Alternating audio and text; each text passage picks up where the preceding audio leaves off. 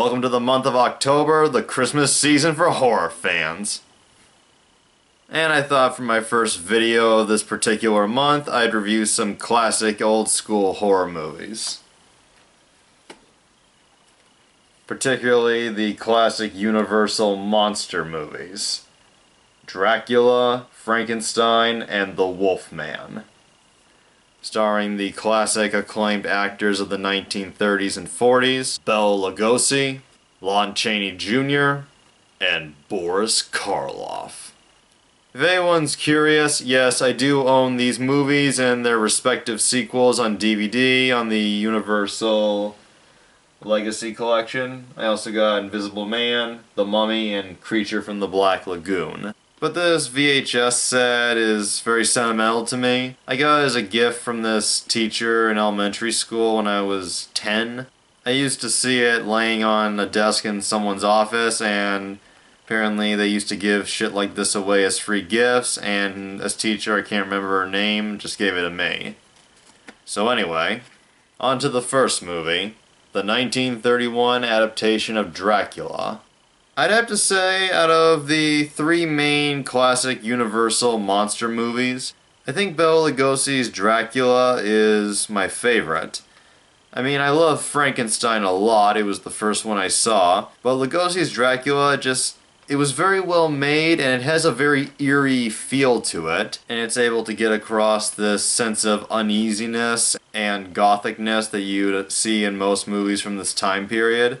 And Bela Lugosi, although he made a lot of bad films that pretty much overshadow his most well-known leading role, he brings exactly what you're supposed to give to the character of Dracula, a irresistible charisma that is a cover for his true evil. And all the scenes where Dracula bites another character are very well done.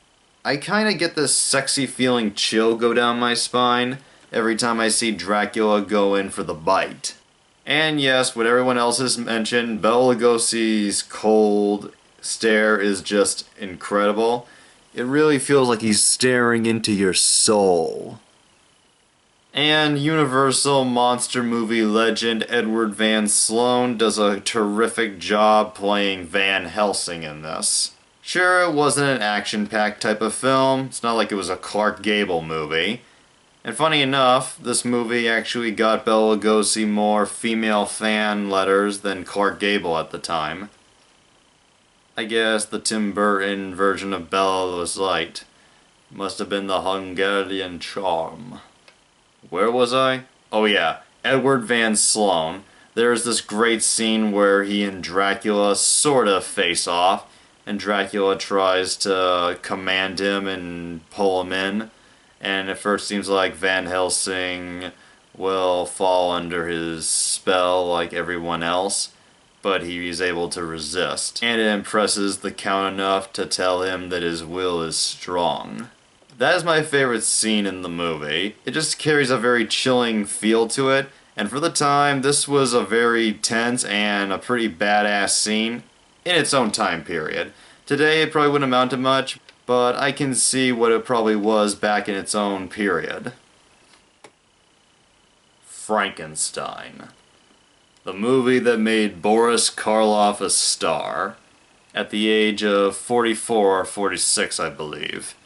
And he doesn't show up until about 30 or odd minutes into the movie. And when he does, he just nails the part. He plays this creature who is literally just been born a few days earlier, and he has the sort of innocent mind of a child, but at the same time the brain that was used to make the monster by Dr. Frankenstein, played here by Colin Clive. He unknowingly put the brain of a mentally ill killer into it. And as a result, when pushed too far, the monster will snap and go on a rampage.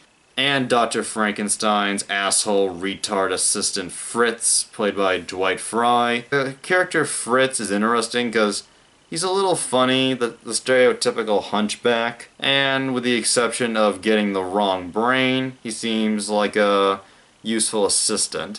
But when the monster is born, Fritz just The character just becomes a sadist, and it's mainly through his actions that drive the monster to become the misunderstood killer that he does. Oh, and there's a scene where a 10-year-old girl drowns to death. The Wolfman, starring Lon Chaney Jr., whose father, Lon Chaney Sr., was already an acclaimed horror star, best known for playing the Phantom of the Opera in the 1925 silent era classic. And Lon Chaney Jr. himself is a pretty good actor. His career suffered greatly due to his alcoholism, and physically and just through his face you can sort of see that there was probably a lot of pain underneath him, and he was probably going through a lot that most people didn't know about. And Lon Chaney, he really got to take his stab at playing classic monsters. Other than the Wolfman, he was also the Mummy in its later sequels, that is, during the 1940s. Lon Chaney was also Frankenstein, and at one point played a sort of version of Dracula.